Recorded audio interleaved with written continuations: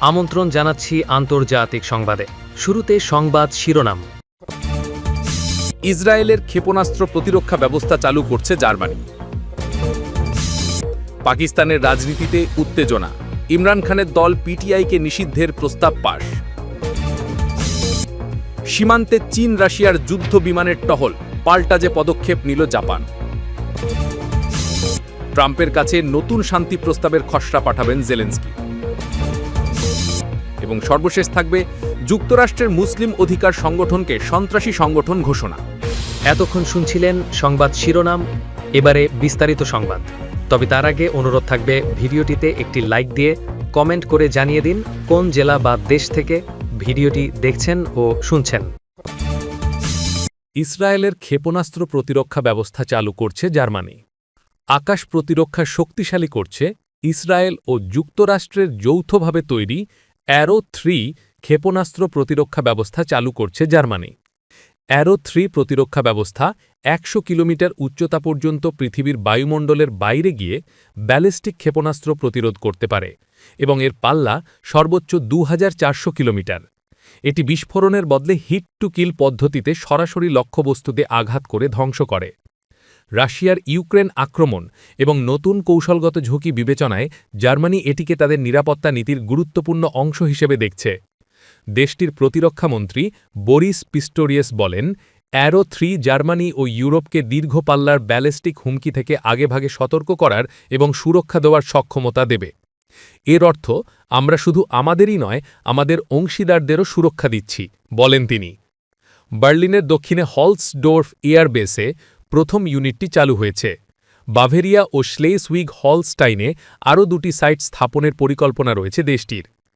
পুরো ব্যবস্থা ২০৩০ সালের মধ্যে সম্পূর্ণ কার্যকর হবে। এটি ইউরোপীয় স্কাই শিল্ড ইনিশিয়েটিভের অংশ, যার নেতৃত্ব দিচ্ছে জার্মানি।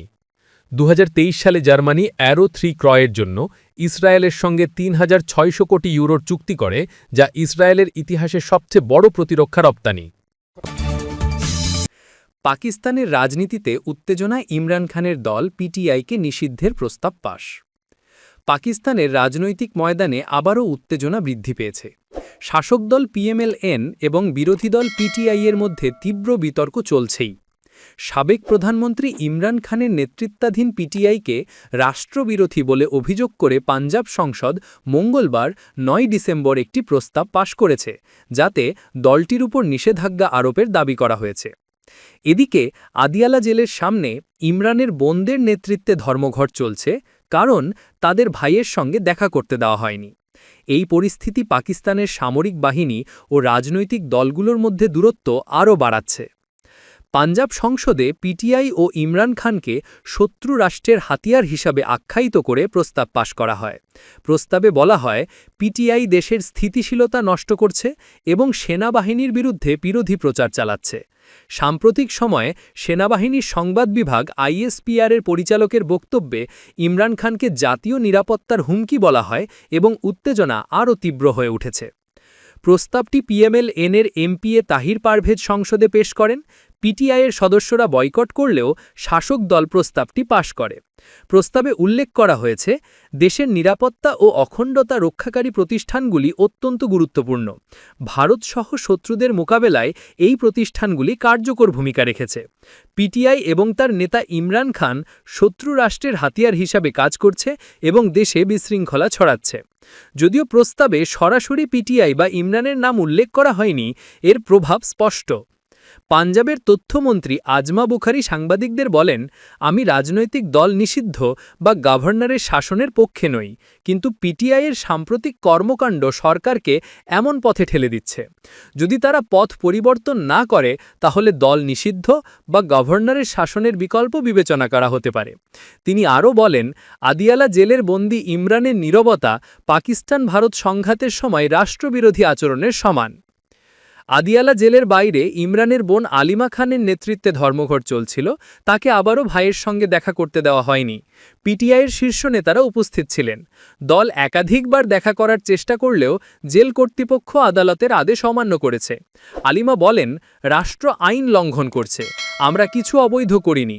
ইমরানকে 14 মাস ধরে তার ব্যক্তিগত চিকিৎসকের সঙ্গে দেখা করতে দেওয়া হয়নি। আমরা এখান থেকে সরব না, যা করার করতে পারেন। PTI chairman barrister Gohar Ali Khan সাংবাদিকদের বলেন, পরিবার ও আইনজীবীদের ইমরানের সঙ্গে দেখা করার অধিকার আছে। যদি দেখা করতে দেওয়া হয়, পরিস্থিতি উন্নত হবে। দেশের মধ্যে বিভাজন থাকা উচিত নয়। রাজনীতিতে মতভেদ থাকলেও শত্রুতা হবে না। এছাড়া পিটিআই জেনারেল সেক্রেটারি সালমান আকরাম রাজা বলেন, ইমরানের বন্দের দেখা থেকে বিরত রাখার কোনো যুক্তি নেই। এদিকে প্রাদেশিক প্রেসিডেন্ট জুনায়েদ আকবর এবং এমএনএ শাহিদ খটক বলেন, সাধারণ মানুষ শান্তিপূর্ণভাবে আন্দোলন করছে। খাইবার পাখতুনখোয়ার এমপিএ শফিউল্লাহ জানান, আইএসপিআরের প্রেস কনফারেন্সের পর কর্মীদের রাগ বেড়েছে এবং তারা বন্দের দেখা না হলে বসে থাকবে। এই ঘটনার প্রেক্ষিতে পাকিস্তানের রাজনৈতিক পরিস্থিতি আরও জটিল হয়েছে। সেনাবাহিনী ও বিরোধী দলের মধ্যে অবিশ্বাস বাড়ছে এবং দেশের স্থিতিশীলতা ঝুঁকির মধ্যে পড়েছে। রাজনৈতিক সংলাপের মাধ্যমে এই সংকট সমাধান না করা গেলে সাধারণ জনগণই এর ক্ষতির মুখে পড়বে। তথ্যসূত্র দ্য ডন। সীমান্তে চীন রাশিয়ার যুদ্ধবিমানের টহল, পাল্টা যে পদক্ষেপ নিল জাপান। জাপানের চারপাশে রাশিয়া ও চীন যৌথভাবে বোমারু যুদ্ধবিমানের টহল চালিয়েছে। এতে টোকিও যুদ্ধবিমান উড়িয়ে পরিস্থিতি পর্যবেক্ষণ করেছে। টোকিও ও বেইজিংয়ের মধ্যে উত্তেজনা বেড়ে যাওয়ার মধ্যে এসব ঘটনা ঘটল। মঙ্গলবার 9 ডিসেম্বর রাতে জাপান এ তথ্য নিশ্চিত করেছে। খবর রয়টার্সের। জাপানের প্রতিরক্ষা মন্ত্রণালয় জানিয়েছে, রাশিয়ার দুটি TU-95 পারমাণবিক সক্ষমতার কৌশলগত বোমারু যুদ্ধবিমান জাপান সাগর থেকে পূর্ব চীন সাগরের দিকে উড়ে গেছে। সেখানে দুটি চীনা H-6 বোমারু বিমানের সঙ্গে মিলে প্রশান্ত মহাসাগরে দূরপাল্লার যৌথ টহল সম্পন্ন করেছে তারা। মন্ত্রণালয় আরও জানিয়েছে, পরে 4টি চীনা J-16 যুদ্ধবিমান বোমারু বিমানগুলোর সঙ্গে যোগ দেয়। এগুলো জাপানের ওকিনাওয়া ও মিয়াকো দ্বীপের মধ্যে যাওয়া আসা করে। দুই দ্বীপের মাঝের মিয়াকো প্রণালী আন্তর্জাতিক জলসীমা হিসেবে স্বীকৃত। মন্ত্রণালয় জানায়, জাপান সাগরে একই সময়ে রাশিয়ার বিমানবাহিনীর কার্যক্রমও শনাক্ত করা হয়েছে। সেখানে একটি A-50 আগাম সতর্কীকারী বিমান ও দুটি SU-30 যুদ্ধবিমান উড়ছিল। রাশিয়া ও চীনের যৌথ অভিযান স্পষ্টভাবে আমাদের দেশের বিরুদ্ধে শক্তি প্রদর্শনের উদ্দেশ্যে করা হয়েছে। এটি আমাদের জাতীয় নিরাপত্তার জন্য গুরুতর উদ্বেগের বিষয়। জাপানের প্রতিরক্ষামন্ত্রী শিনজুরো কোইজুমি আজ বুধবার সামাজিক মাধ্যম এক্সে দেওয়া এক পোস্টে বলেন, রাশিয়া ও চীনের যৌথ অভিযান স্পষ্টভাবে আমাদের দেশের বিরুদ্ধে শক্তি প্রদর্শনের উদ্দেশ্যে করা হয়েছে। এটি আমাদের জাতীয় নিরাপত্তার জন্য গুরুতর উদ্বেগের বিষয়। কোইজুমি আরও জানান, জাপানের যুদ্ধবিমানগুলো কঠোরভাবে আকাশসীমা শনাক্তকরণ করেছে ও প্রতিরক্ষা সংক্রান্ত সকল নিয়ম মেনে চলেছে। এদিকে মস্কোর প্রতিরক্ষা মন্ত্রণালয়ের বরাত দিয়ে রুশ সংবাদ মাধ্যম জানিয়েছে, জাপানের কাছে রাশিয়া ও চীনের যৌথ ফ্লাইট 8 ঘণ্টা ধরে চলে। মঙ্গলবার দক্ষিণ কোরিয়ার সামরিক বাহিনী জানিয়েছে, 7টি রুশ ও 2টি চীনা বিমান তাদের আকাশ প্রতিরক্ষা শনাক্তকরণ অঞ্চলে প্রবেশ করেছে। জাপানের প্রতিরক্ষা মন্ত্রণালয় বলেছে, রাশিয়া ও চীনের টহলরত 4টি বোমারু বিমানের সঙ্গে পরে 4টি চীনা যুদ্ধবিমান যোগ দেয়। এগুলো জাপানের ওকিনাওয়া ও মিয়াকো দ্বীপের মধ্যে যাওয়া আসা করে। দুই দ্বীপের মাঝের মিয়াকো প্রণালী আন্তর্জাতিক জলসীমা হিসেবে স্বীকৃত। গত রোববার জাপান বলেছে, আগের দিন চীনা বিমানবাহী জাহাজ থেকে উড্ডয়ন করা যুদ্ধবিমানগুলো জাপানি সামরিক বিমানের দিকে রাডার নিশানা করে। তবে বেইজিং এই অভিযোগ অস্বীকার করেছে। চীনের এসব সামরিক তৎপরতা এমন এক সময় বেড়েছে যখন গত মাসে জাপানের প্রধানমন্ত্রী সানাই তাকাইচি বলেন, তাইওয়ানে চীনা সামরিক পদক্ষেপ যদি জাপানের নিরাপত্তার জন্য হুমকি তৈরি করে তবে টোকিও প্রতিক্রিয়া দেখাতে পারে। সাম্প্রতিককালে চীন ও রাশিয়া বিভিন্ন স্থানে সামরিক সহযোগিতা বাড়িয়ে চলেছে। তারা যৌথভাবে রাশিয়ার মাটিতে মিসাইল প্রতিরক্ষা মহড়াও করেছে। এছাড়া দক্ষিণ চীন সাগরে নৌবাহিনীর যৌথ লাইভ ফায়ার অনুশীলনও চালিয়েছে। ট্রাম্পের কাছে নতুন শান্তি প্রস্তাবের খসড়া পাঠাবেন জেলেনস্কি। বুধবারের মধ্যেই মার্কিন প্রেসিডেন্ট ডোনাল্ড ট্রাম্পের কাছে নতুন শান্তি প্রস্তাবের খসড়া পাঠাবেন ইউক্রেনের প্রেসিডেন্ট ভলোদিমির জেলেনস্কি। সাংবাদিকদের প্রশ্নের উত্তর দিতে গিয়ে তিনি বলেন, আমরা মঙ্গলবার কাজ করেছি, বুধবারও কিছু কাজ করব, তারপর বুধবারই খসড়া প্রস্তাব পাঠানো হবে। জেলেনস্কি ৩টি মূল বিষয় নিয়ে যুক্তরাষ্ট্র এবং ইউরোপের সঙ্গে আলোচনা চালাচ্ছেন বলে মনে করা হচ্ছে। একটি ২০ দফা শান্তি প্রস্তাব, ইউক্রেনের সুরক্ষা নিশ্চিত করা এবং যুদ্ধবিধ্বস্ত ইউক্রেনকে নতুন করে তৈরি করার পরিকল্পনা। ডিডব্লিউ এর রিপোর্টার মিশা কোমাডভস্কি জানিয়েছেন, বুধবার ওয়াশিংটনে একটি নতুন ২০ দফার শান্তি প্রস্তাবের খসড়া পাঠাবে ইউক্রেন। জেলেনস্কি জানিয়েছেন, উপদেষ্টাদের সঙ্গে এই খসড়া নিয়ে আলোচনা চালাচ্ছে তার দল, তবে রাশিয়াকে অধিকৃত জমি ছাড়তে রাজি নয় ইউক্রেন। অন্যদিকে রাশিয়ার প্রেসিডেন্ট পুতিনের পর ডোনাল্ড ট্রাম্পও ইউক্রেনে নির্বাচন হওয়া উচিত বলে জানিয়েছেন। একটি সাক্ষাৎকারে ট্রাম্প বলেন, যুদ্ধের কারণে নির্বাচন বন্ধ থাকলেও ইউক্রেনের মানুষ কী চাইছেন তা জানা দরকার। এর আগে পুতিনও ইউক্রেনের নির্বাচন নিয়ে সরব হয়েছিলেন। জেলেনস্কি অবশ্য জানান তিনি নির্বাচনে প্রস্তুত। তিনি বলেন, যুদ্ধকালীন সামরিক শাসনের সময়ও যেন নির্বাচন করা যায় তা নিয়ে আইন পাশ করার কথা ভাবছেন তিনি। যুক্তরাষ্ট্রের মুসলিম অধিকার সংগঠনকে সন্ত্রাসী সংগঠন ঘোষণা। যুক্তরাষ্ট্রের মুসলিম অধিকার সংগঠন CAIR-কে the council on American Islamic relations বিদেশি সন্ত্রাসী সংগঠন ঘোষণা করেছেন ফ্লোরিডা সরকার।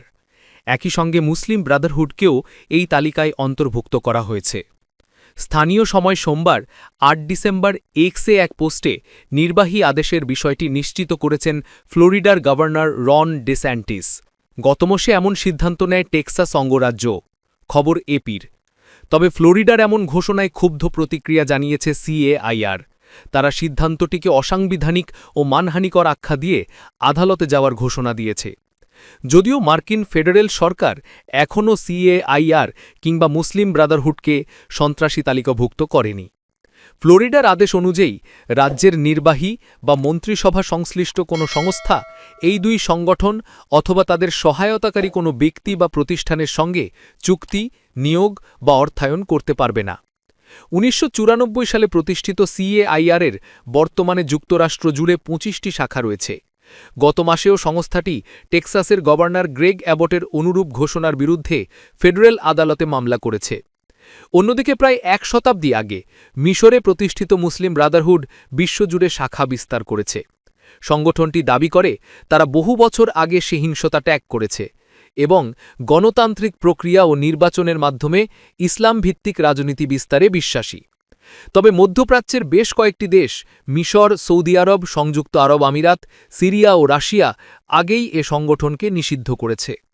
চলতি বছর জর্ডানও এক নাশকতা পরিকল্পনা বানচাল করার দাবিতে সংগঠনটিকে নিষিদ্ধ ঘোষণা করে।